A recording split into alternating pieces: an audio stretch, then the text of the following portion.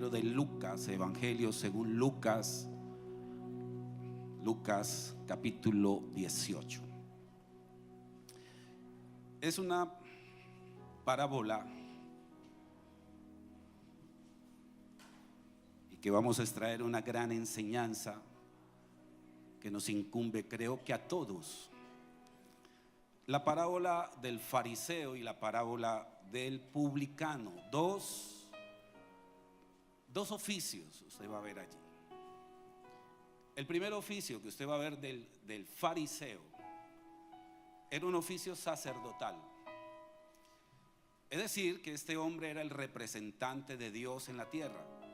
Los sacerdotes eran reconciliadores de la relación Dios con el pueblo. Pero el publicano tenía una mala fama. El publicano era avaro, era un recaudador de impuestos, y que en muchas ocasiones ellos se quedaban con gran parte de ese recaudo y eran considerados personas no gratas. Y precisamente Jesús va o estipula una parábola para dar una gran enseñanza. Pero vamos a leerla porque usted tenga conocimiento de lo que vamos a estar desarrollando. Y dice el verso 1, y présteme mucha atención porque cómo puede ser nuestra oración personal. Y dice, a unos que confiaba en sí mismo, que confiaba en sí mismo. ¿Cuántas veces hemos escuchado yo confío en mí mismo? Primero yo, segundo yo tengo que pensar primero en mí. Podemos relacionar muchos dichos precisamente con esto. Y lógicamente que cuando comenzamos a tener un conocimiento en Dios, nuestro direccionamiento es la confianza primeramente en Dios. Y sigue aquí esta parábola diciendo, como justo, es decir, que había una confianza y él se creía justo y menospreciaba a los otros. Ahora, este era el fariseo, el representante de Dios. Dice, menospreciaba a los otros y dijo también esta parábola: dos hombres subieron al templo a orar, uno era fariseo y el otro era publicano. Ahora, ¿cómo era la oración del fariseo? Dice la Biblia que estaba puesto en pie, que oraba consigo mismo, es decir, que pueden haber oraciones no hacia Dios, sino hacia sí mismo. Oiga pues, de esta manera. Ahora, ¿cómo oraba este fariseo? Te doy gracias porque no soy como los otros hombres, que son ladrones, que son injustos, que son adúlteros, ya, ni aun como este publicano que está a mi lado en este templo. Yo ayuno 2 veces, sin desacreditar el ayuno, que es un ejercicio espiritual, pero él se jactaba porque ayunaba mucho. Dice, 2 veces a la semana doy diezmos de todo lo que yo gano. Es decir, cuando uno tiene esas ínfulas, ¿quién da más? Y la Biblia dice que todo lo hagamos en secreto. Mas el publicano, que era el despreciado, que era un oficio desacreditado por el mismo pueblo, estando lejos. ¿Por qué dice estando lejos? Porque le daba vergüenza. Es decir, este hombre estaba con vergüenza. No quería ni siquiera alzar sus ojos al cielo, sino que se golpeaba el pecho diciendo, esta palabra es bastante diciente. Y yo quiero que por favor usted preste mucha atención, porque vamos a utilizar 2 palabras que es donde se va a extraer la enseñanza que vamos a estar desarrollando en esta hermosa mañana. Dice aquí, sé propicio a mí, pecador. Y digo que este pecador, y digo que este descendió a su casa justificado antes que el otro, porque cualquiera que se enaltece será humillado, y el que se humilla será enaltecido. Y vamos a estar disertando en estos minutos este mensaje, tema que se llama sé propicio a mí que soy pecador. 2 palabras que vamos a estar desarrollando, la palabra propicio y la palabra pecador. Estaba en un grupo de oración, y en ese grupo de oración que tenemos, la mayoría son católicos. Ya van muchas personas a ese grupo, les gusta la enseñanza de la Biblia y van allí y surge esta palabra propicio, propiciar. Y les hago esta pregunta para ustedes: ¿qué es la palabra propicio? Y los conceptos fueron variables, muchos conceptos. Podría igualmente hacer esa pregunta aquí: ¿qué es para usted la palabra propicio? Y me decía una de las señoras, me decía, esa palabra sí que la nombran en la Iglesia Católica, pero ninguno sabemos en sí qué es propicio. Ahora, cuando comencemos a desarrollar este mensaje, usted se va a dar cuenta de dónde se desgrana toda esta palabra. Y por eso quiero relacionar la palabra propicio con pecador, porque todos somos pecadores. Todos. Toda la raza humana es pecadora. Ahora, cuando usted va al libro de Hechos, capítulo 17, verso 26, libro de Hechos 17, verso 26, mire lo que dice aquí. ¿No es cierto que dice? Y de una sola sangre ha hecho Dios todo el linaje de los hombres, de una sola sangre. Ahora, ¿por qué nombra la palabra sangre? Sangre. Mientras estaba yo, acompañé a mi papá, a mi padre. Mi papá tuvo hace unos meses atrás una especie de infarto y les iban a hacer una resonancia en Imbanaco.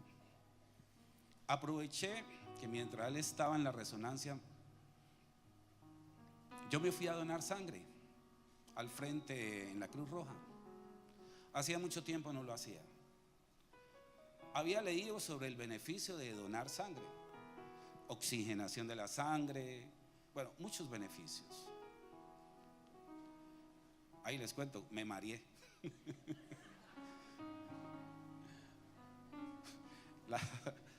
La enfermera me dijo: no se vaya a levantar tan rápido y quédese un ratico ahí. Yo no hice caso, y cuando estaba, porque quería, pues ya mi papá me estaba diciendo que ya había salido, entonces la premura de ir, y a mitad de la calle atravesando me quedé quietico porque sentí que el mundo me daba vueltas.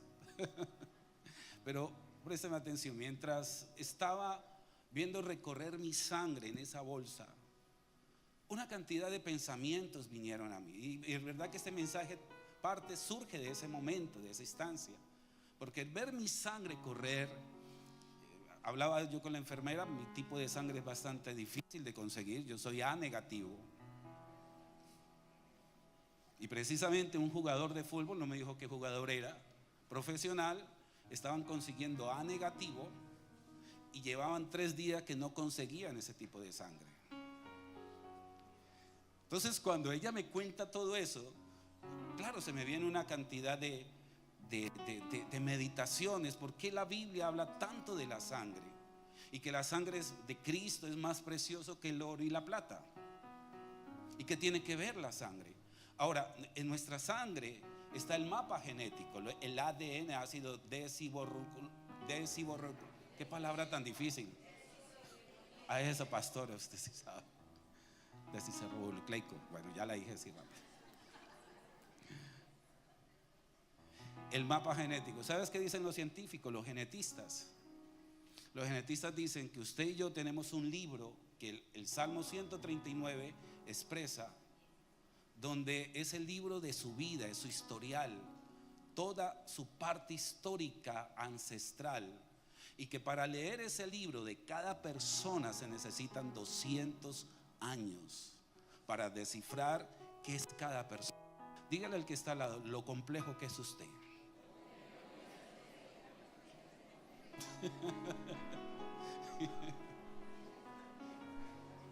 Ahora también dígame a mí, y usted también.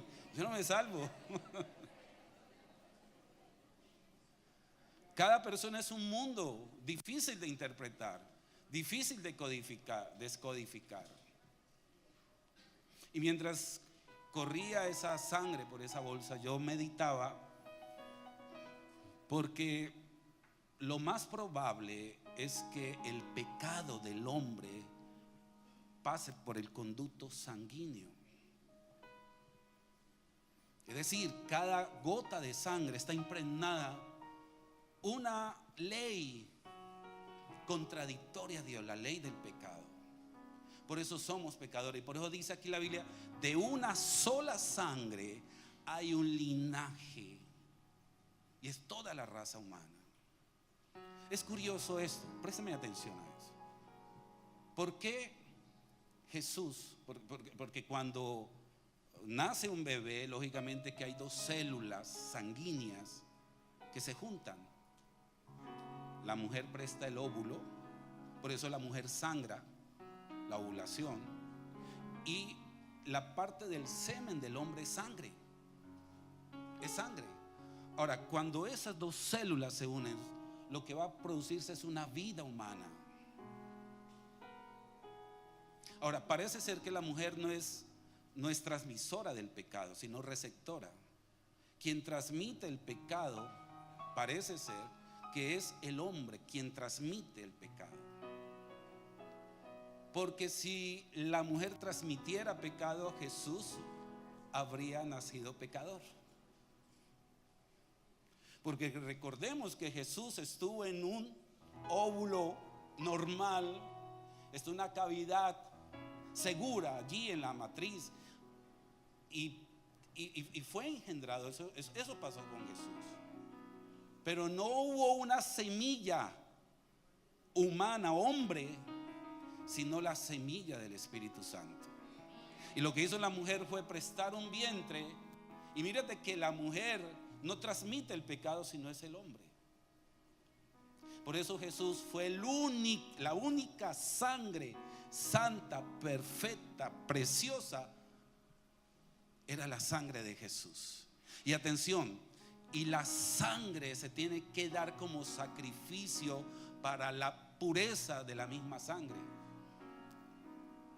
Ahora, váyase al Salmo 51, verso 5. Mira lo que dice aquí. ¿Qué dice allí? Por favor, lean. ¿Qué dice? Claro, ¿no? He aquí en maldad yo he sido formado.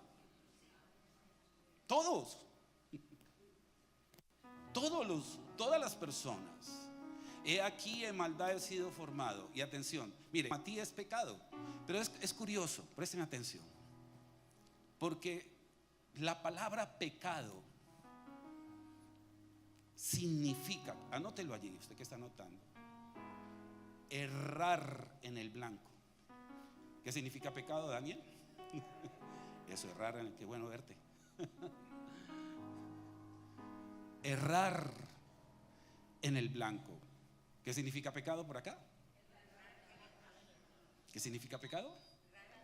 Errar en el blanco. Ahora, yo quiero que se imagine esto, por favor. Usted lo que se va a imaginar es una diana. Diana no es un nombre simplemente que así se le dice a un punto certero, ¿no? 100 puntos. Una diana es un círculo con varios grados, 100 puntos. Pero ¿qué tiene usted en su mano? Lo que usted tiene en su mano es una flecha. Y lo ideal es coger y tensionar la flecha y ¿ya? Aquí en este caso es que la flecha está torcida. Así. ¿Ya? O sea, a usted, el mundo le da una flecha torcida. Entonces, cuando usted tiembla, lo ideal es dar en el punto correcto. Pero cuando usted, como la flecha está torcida, usted simplemente lanza. ¿Qué pasa? Dígale al que está al lado, erra en el blanco.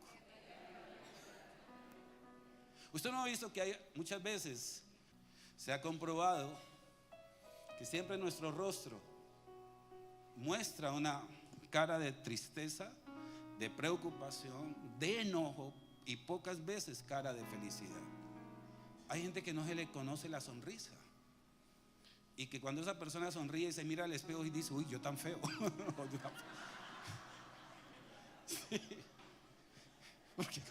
Porque como desconoce esa cara, ¿ya? Sí. Y eso es lo que sucede realmente en el mundo, la humanidad. Y atención, la peor hecatombe, La peor tragedia se llama pecado. Por el pecado se odia. Por causa del pecado se miente. Hay divorcios. El pecado trajo muerte, desgracia, trajo vejez, enfermedad. El pecado trajo guerras, tragedia, desdicha, desilusión, opresión, rencor, resentimiento. Es decir, todo lo malo, terrible, la crueldad que se vive en la humanidad por causa del pecado. El pecado trajo la tragedia más terrible a la raza humana. Y ese es el infortunio, el pecado. Y es la razón por la cual Dios hace un plan perfecto. Porque el plan de Jesús es un plan sumamente perfecto. Y yo quiero decirles esto. He tenido la oportunidad de estudiar. Dice, mira lo que dice el libro de Romanos, capítulo 5, verso 12. Por tanto, como el pecado, mira lo dice allí, entró en el mundo por un hombre entró el pecado, por Adán y Eva. Y por el pecado que entró, la muerte. Así la muerte pasó a todos los hombres, por cuanto todos pecaron. Y hay una cosa muy tremenda, présteme atención a esta parte. La esencia, naturaleza del pecado se llama la contrariedad. Anótelo allí. ¿La qué? A ver, vamos a comenzar a definir. ¿Cuál es la esencia del pecado? Daniel, ¿cuál es la esencia del pecado? Dígale al que está al lado, llevar la contraria. ¿Llevar qué? Ahora, entiéndame en esto. Cuando Dios va a dar su ley, la ley de Dios, por ejemplo, voy a poner un ejemplo sencillo. Una de las leyes de Dios siempre está precedido de no mentirás. Ahora, al surgir la ley llamada mentira, no mentirás, ¿qué vamos a hacer? Mentir. En ese instante, esa contrariedad se forma un pecado.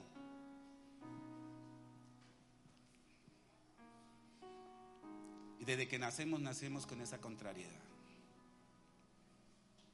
Mi nieto, 2 añitos. Mi hija me dice: papá, mírame el carro, que es de pico y placa. Yo cuando tengo pico y placa, entonces mi hija es médico de uno de los hospitales grandes aquí. Ella se mantiene muy ocupada, tiene un puesto de muchas responsabilidades, coordinadora de urgencias. Le toca, entonces ella está pues entonces cuando le toca el pico y placa, ella se sube. Entonces mi hija me dice: papá, manejo yo. Bueno, ma, dije usted, yo voy a recoger el carro para poder hacer pues otras vueltas. Y ella maneja como los piratas, ¿no?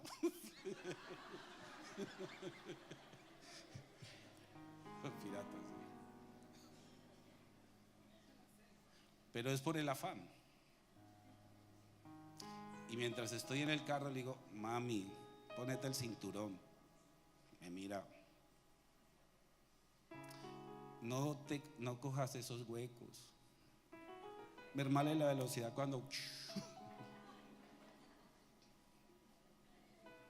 Y eso es de cada 8 días. Y voy a decir esto, no porque sea mi hija, pero esto nos pasa a todos, porque cuando mi mamá me dice algo, yo le quiero llevar la contraria. Por eso a veces lo pienso para ir a visitarla.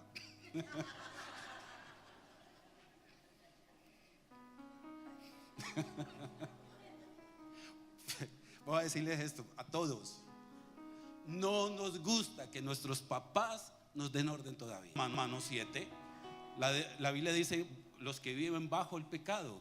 ¿Y sabes qué dice Pablo? Pablo dice esto: lo que yo quiero hacer.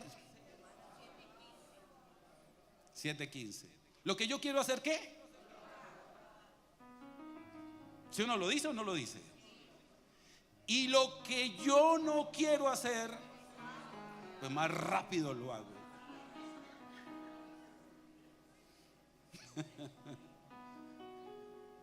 Más contrario.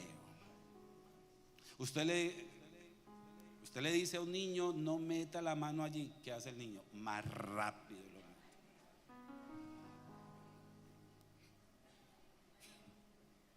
Más rápido lo hace. Por esa razón, el pecado tiene una naturaleza, es contrariar. Ahora, es la razón donde Dios llama al pecado algo terrible. ¿Sabes que me llama la atención? Porque Dios cataloga a toda la raza humana, primero, como hijos de ira. Libro de Efesios capítulo 2, verso 3. Mira lo que dice allí. Entre los cuales todos nosotros vivíamos en otros tiempos. Mire, en los deseos de la carne, haciendo la voluntad de para con él. Es decir, que el hombre está llamado a contradecir la voz de Dios. Dios le dijo al hombre, no comas de ese árbol, y más rápido comió. Por tanto, obedecer no es nada fácil. Hacer la voluntad de Dios es lo más complejo y complicado. En el Padre Nuestro dice, hágase tu voluntad y venga el reino. Y la gente no vive vida de reino por contrariar a Dios. Y yo puedo decir, es imposible agradar a Dios humanamente si no hay un poder externo que me ayude. Porque el pecado es una fuerza que me lleva siempre a la maldad. Una fuerza que me va a alejar todos los días de Dios. Y mi querido amigo y amigo, usted que está aquí sentado, sea joven, adulto, usted y yo, desafortunadamente sin Dios estamos llamados a la desgracia.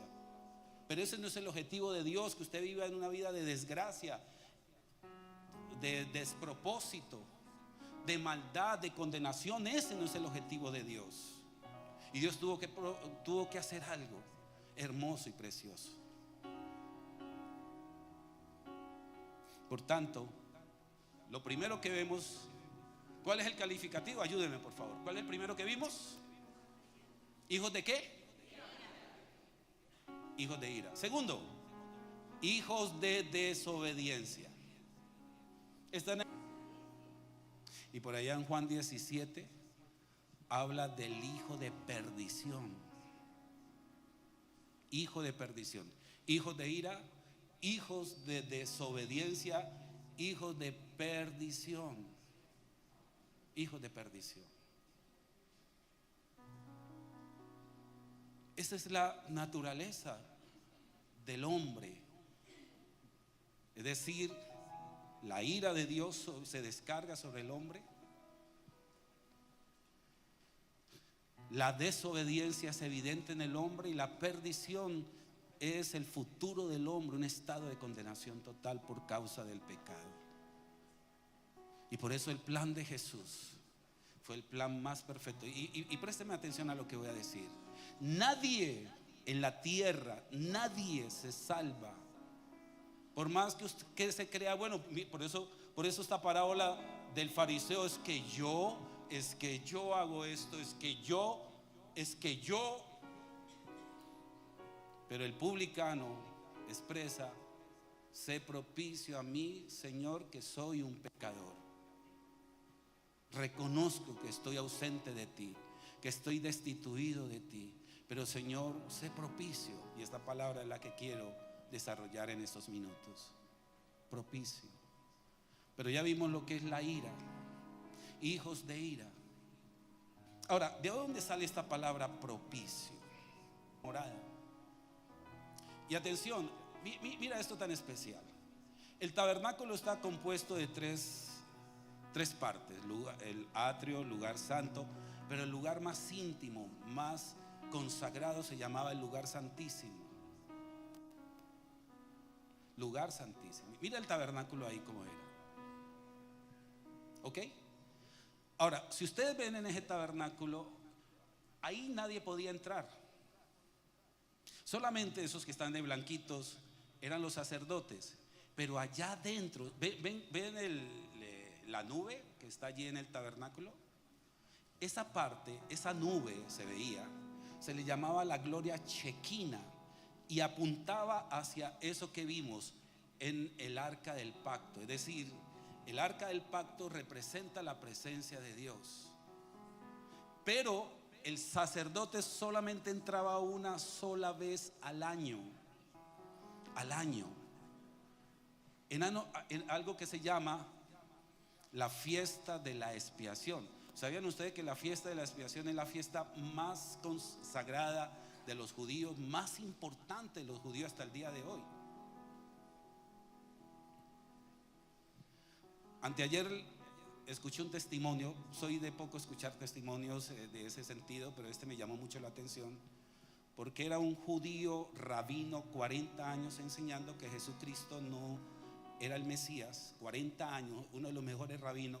David Cohen, la familia Cohen en Israel son los que manejan. Y dice él, cuando ve una persona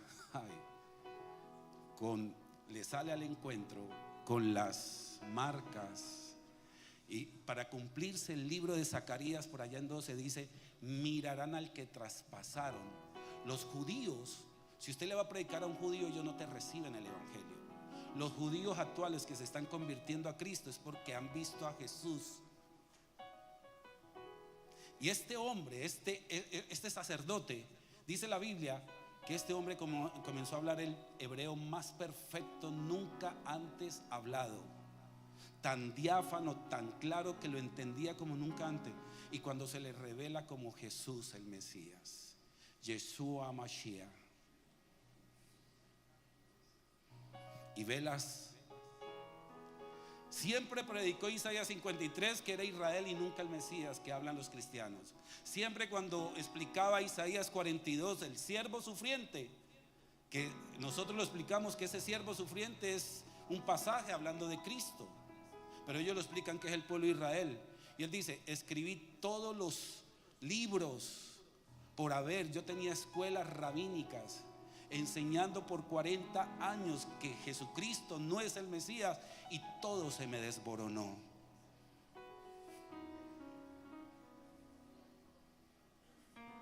Es curioso que todos los ataques hacia Israel siempre son eso se llama el Yom Kippur, que es la fiesta. Capítulo 16, Levíticos capítulo 16, por favor. ¿Cuál es el título que dice allí en la Biblia? ¿No es cierto? El día de la expiación.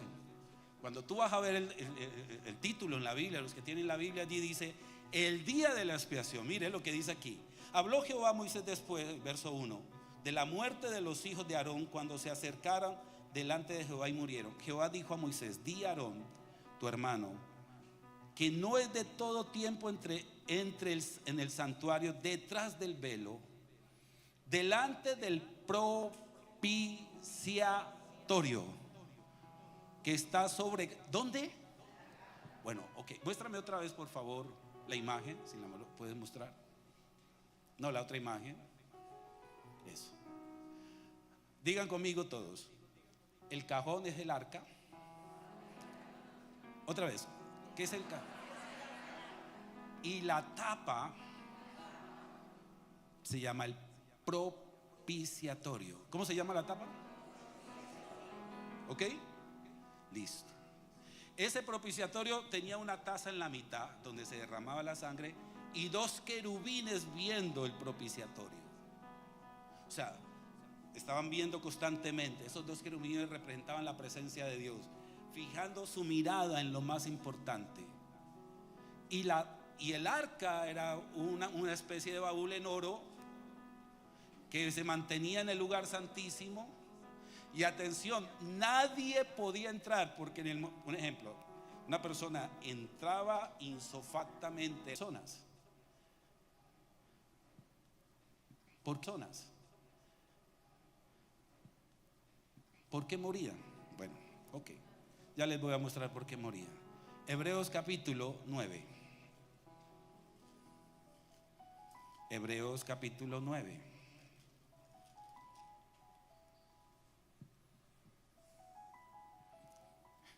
Capítulo 9. ¿Lo tienen ahí listo? Desde el capítulo 4. Muy bien, perfecto. Leámoslo despacio. Léanlo conmigo, por favor. El cual tenía un incenciario de oro. ¿Y qué? Y el arca del pacto, ¿cubierto de qué? Por todas partes. Y en esa arca estaba una urna de oro que contenía el maná. ¿Qué más tenía? La vara de Aarón y las tablas del pacto. Dejémoslo allí, por favor. Ahora, recuérdeme, por favor, en ese baúl Dios le ordena a Moisés meter 3 cosas. Primero, ¿qué metió? El maná. Segundo, ¿qué metió? Una vara de almendro allí. Y tercero, ¿qué más metió? Pero atención, las tablas quebradas. ¿Se acuerda cuando Dios le da los mandamientos y ve que el pueblo está en idolatría y Moisés de la piedra cogió las piedras y las quebró? Y Dios le dice: esas tablitas me las mete allá adentro. Háganlo aquí. Maná. Yo no quiero comer, yo quiero es codorniz, yo quiero es carne. Tráigame en carne. Y cuando el pueblo de Israel vienen las codornices, Dios le dijo: ¿quieren carne? Les trajo codornices, asaron codorniz, bueno, todos los menús. Y dice la Biblia que fue tan tremendo al comer la carne, los codornices, que hasta en las narices se les salía la carne. ¿Y sabes qué hizo Dios? Una parte del pueblo se les abrió un hueco y se los tragó.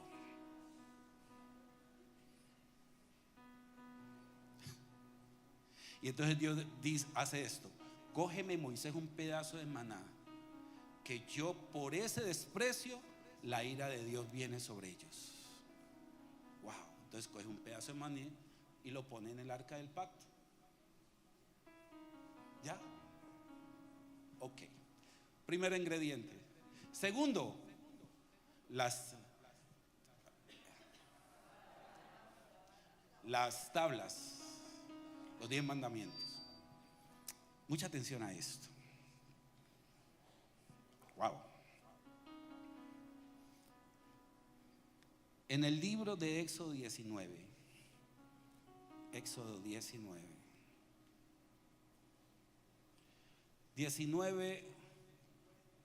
si me puedes poner el 12, ¿será posible? Un momento, el 12.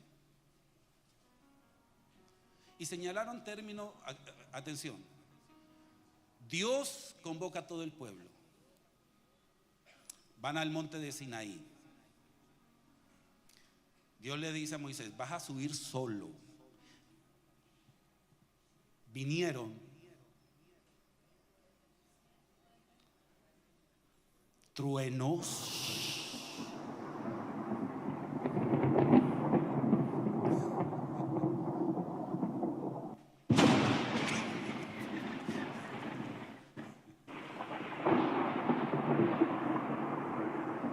relámpagos y espesa nube sobre el monte, y sonido de bocina muy fuerte, y se estremeció todo el pueblo que estaba en el campamento. Wow. Colócame por favor el libro de Job 36:33. 36:33. Libro de Job 36:33. El trueno declara su indignación y la tempestad proclama su ira contra el pecado y contra la iniquidad. Yo le tengo pavor a los truenos. Creo que es el único aquí.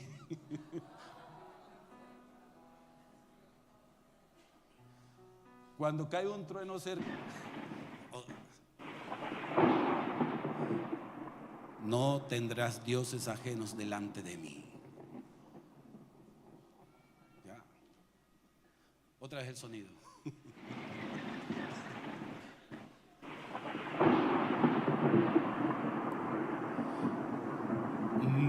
matarás. No mentirás. Sí. No dirás falso testimonio. No mirarás a la mujer de tu prójimo.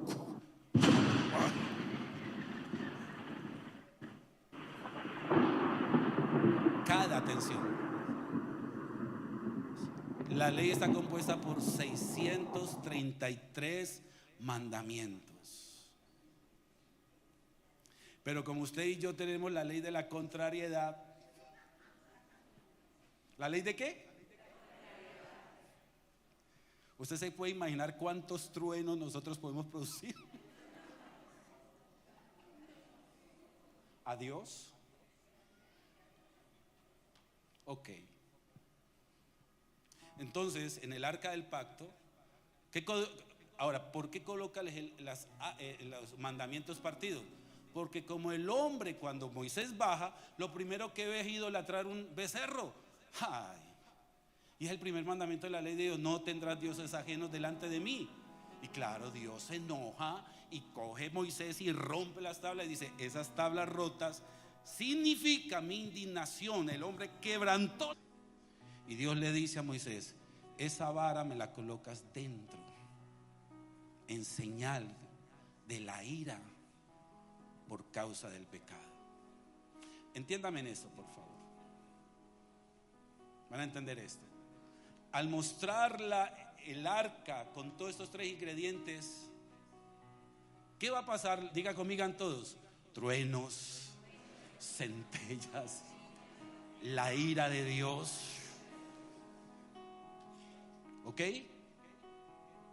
¿Se acuerda de un hombre? Por ahí hay una historia que un hombre llevaba el arca del pacto, esta arca del pacto en una carroza, ¿no? ¿Se acuerdan? Usa, sí, ustedes saben más que yo en esa parte. Entonces, y la llevaba ahí cogidita, y en esa carretilla tropezó por allá con una piedra, tropezó y se destapa el arca del pacto, y dice que Usa cayó muerto. ¿Y sabes por qué cayó muerto? Porque la ira de Dios justa cayó sobre él. Todos los que estamos aquí en este recinto, sin escapar ninguno, estamos expuestos a la ira de Dios. Éramos llamados hijos de ira, pero hijos de ira, hijos de desobediencia, hijos de perdición. Pero ¿qué fue lo hermoso que hizo Jesús?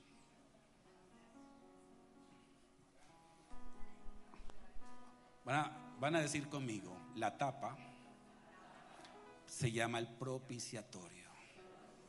La palabra propiciatorio. Venga, la ira sobre Jesús en la cruz a las 3 de la tarde. Se pone el cielo oscuro, rayos, centellas. Jesús guardándote a ti, guardándome a mí, poniéndose al frente de él como el propiciatorio. La ira iba sobre ti, pero él te dice: yo soy tu cubierta y te protege, y te protege.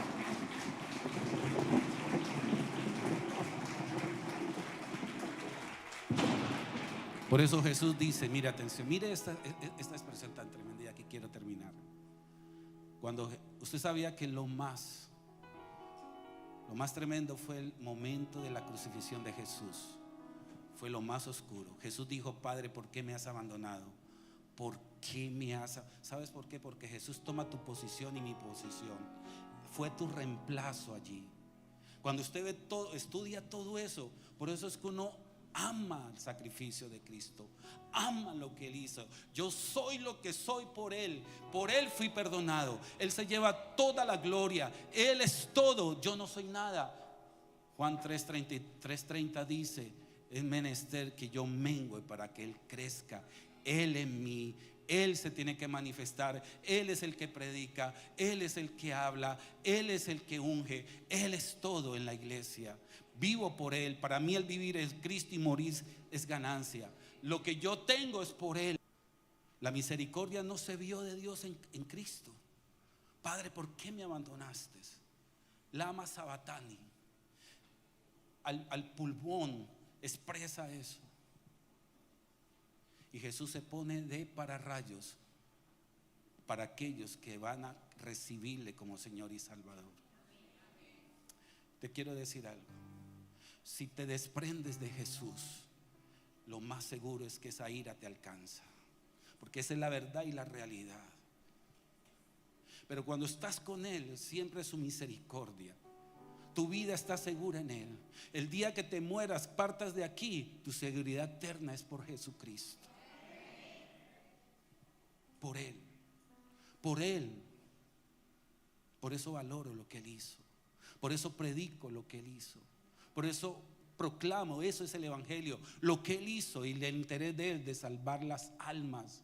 Cada persona que viene aquí es un alma que está lista para salvación, porque Jesús lo hizo todo. ¿Cuántos dicen gloria a Dios? Y quiero terminar. Quiero terminar con dos textos. Solamente los voy a leer, no los voy a explicar. Pero quiero que por favor apunte estos dos textos. Ahora yo quiero que entienda por qué el publicano dijo: sé propicio a mí. ¿Puso como quién? Ay, qué hermoso. ¿Ya entendimos la palabra propiciación? ¿Sí? A quien Dios puso como mi escudo. Por medio de la fe, ¿en qué? En su sangre. ¿Se acuerda que yo le dije que nuestra sangre es pecaminosa? Pero la sangre de Jesús nos limpió de todo pecado, de toda ira, de toda desobediencia, de toda impiedad. Dice aquí: para manifestar su justicia a causa de haber pasado por alto en su paciencia los pecados pasados. Lo que hayas hecho, ya Dios no lo tiene en cuenta. Lo que hayas hecho, ya no le importa a Dios. Fueron perdonados nuestros pecados. Y el otro texto, libro de Hebreos 8:12. Libro de Hebreos 8:12. Mira lo que dice. ¿Por qué qué? Porque seré propicio a sus injusticias. Eso lo está diciendo Jesús. Yo seré propicio a todas las injusticias suyas. Seré propicio.